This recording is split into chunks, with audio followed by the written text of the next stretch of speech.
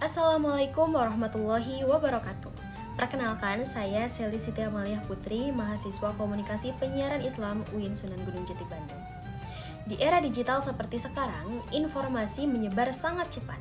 Sayangnya, tidak semua informasi itu benar. Banyak hoax, fitnah, dan kabar yang tidak jelas sumbernya. Lalu, bagaimanakah Islam memandang masalah ini? Dalam video ini, kita akan membahas 3 ayat Al-Quran yang sangat relevan untuk menghadapi dunia informasi hari ini. Yuk, kita mulai. A'udzu billahi minasyaitonir rajim. Bismillahirrahmanirrahim. Ya ayyuhalladzina amanu in ja'akum fasiqun binaba'in fatabayyanu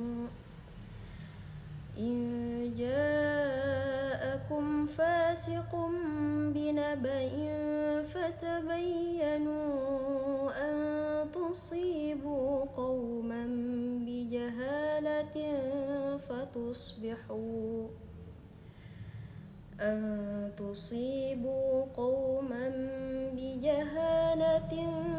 fatusbihu ala ma fa'altum nadimin. Artinya, wahai orang-orang yang beriman, jika seorang fasik datang kepadamu membawa berita penting, maka telitilah kebenarannya agar kamu tidak mencelakakan suatu kaum karena ketidaktahuanmu yang berakibat kamu menyesali perbuatanmu itu. Ayat ini menjadi dasar utama untuk konsep tabayun. Dalam tafsir Al-Quranul Azim karya Ibnu Katsir, beliau menerangkan bahwa ayat ini turun untuk mengajarkan agar umat Islam tidak menerima berita dari orang yang tidak terpercaya tanpa verifikasi. Kesalahan dalam menerima informasi dapat menyebabkan kezaliman. Sementara itu, dalam Al-Jami' li Ahkamil Quran karya Al-Qurtubi dijelaskan bahwa ayat ini menjadi landasan hukum bagi umat Islam untuk berhati-hati dan memeriksa kabar karena informasi yang tidak jelas itu dapat berakibat pada penyesalan yang besar. Di era media sosial, siapapun bisa menyebarkan kabar. Ayat ini menegaskan jangan asal share, verifikasi dahulu karena sebuah postingan dapat menghancurkan reputasi, memicu konflik, bahkan menyebarkan fitnah yang besar. Oleh karena itu, kita dituntut untuk tidak tergesa-gesa mempercayai informasi, selalu mengecek kebenaran sebelum menyebarkannya, serta menjaga nama baik orang lain. Sebab hoax bukan hanya merugikan banyak pihak, tetapi juga menyeret kita pada dosa akibat kelalaian dalam menyebarkan kebohongan. Talaqawnahu bi'alsinatikum wa taquluna bi'afwahikum ma laysa lakum bihi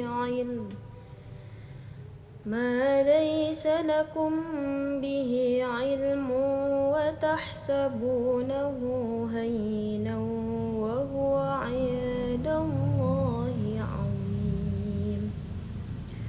ولولا إذ سمعتموه قلتم ما يكون لنا أن نتكلم بهذا سبحانك هذا بهتان عظيم.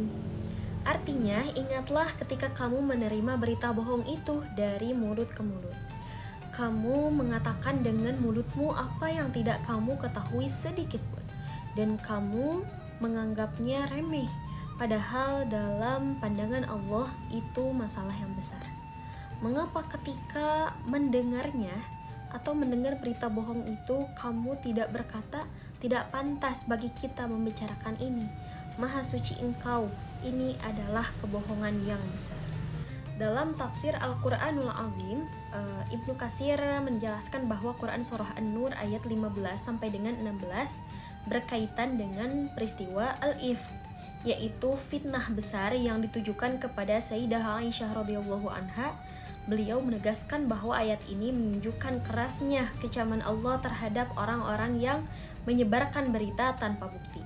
Menurut Ibnu Katsir, tindakan mengulang, menyebarkan, atau mempercayai informasi yang tidak jelas kebenarannya adalah dosa besar dan dapat menimbulkan kerusakan sosial yang luas.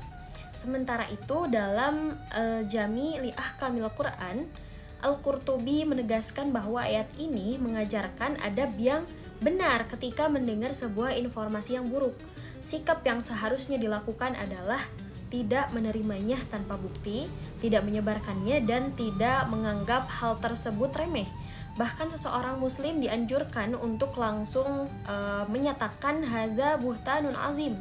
Ini adalah dosa besar sebagai bentuk penolakan terhadap fitnah serta upaya menjaga kehormatan orang lain. Ayat ini menjadi peringatan keras di era budaya virtual dan gosip di ruang lingkup digital, ketika fitnah bisa menyebar hanya lewat satu klik. Hal-hal yang tampak sepele seperti share atau forward justru dapat bernilai dosa besar di sisi Allah jika ikut menyebarkan kebohongan. Seorang muslim wajib menahan diri dari menyebarkan kabar yang belum terbukti, karena fitnah adalah dosa besar. Saat mendengarkan rumor, respon yang benar adalah menolaknya dengan tegas. Seperti ini dusta yang besar, ini kebohongan yang besar gitu. Karena menjaga lisan dan jari-jari dari penyebaran kebohongan adalah bagian dari kehati-hatian dalam beragama. Ma yalfidhu min qawlin illa ladayhi raqibun atid. Shadaqallahul azim. Artinya, tidak ada suatu kata pun yang terucap melainkan ada di sisinya malaikat pengawas yang selalu siap mencatat. Dalam tafsir Ibnu Katsir, Imam Ibnu Katsir menjelaskan bahwa seluruh ucapan manusia, baik yang diucapkan secara lisan maupun dituliskan ataupun berbentuk tulisan, itu dicatat oleh para malaikat tanpa ada satupun yang terlewat. Maka setiap kata itu memiliki konsekuensi dan akan menjadi bagian dari catatan amal kita. Kemudian juga dalam tafsir At-Tabari, Imam At-Tabari itu menegaskan bahwa malaikat Raqib dan Atid mencatat semua bentuk ucapan manusia, termasuk di dalamnya tulisan, karena ia dianggap mewakili apa yang dibicarakan hati dan lisan dari manusia itu sendiri, sehingga seluruhnya tercatat sebagai amal yang akan dipertanggungjawabkan di kemudian hari. Di era digital, semua bentuk komunikasi yaitu bisa berbentuk postingan, komentar, chat, status WhatsApp, caption Instagram, hingga tweet itu termasuk ke dalam kategori qaul atau perkataan. Ayat ini menegaskan bahwa setiap ucapan itu dicatat oleh malaikat, termasuk komentar atau tulisan yang mungkin sudah kita lupakan namun tidak pernah luput dari catatan Allah.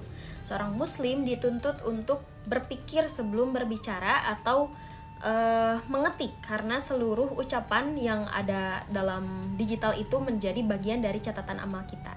Menjaga lisan dan jejak digital adalah bentuk kehati-hatian, sebab kata-kata dapat menjadi penyelamat atau sebaliknya menjerumuskan kita atau seseorang itu pada dosa yang besar. Semoga 3 ayat yang sudah dijelaskan tadi menjadi pengingat agar kita lebih bijak dalam bermedia, menjaga lisan, tulisan, dan tanggung jawab moral kita di dunia digital.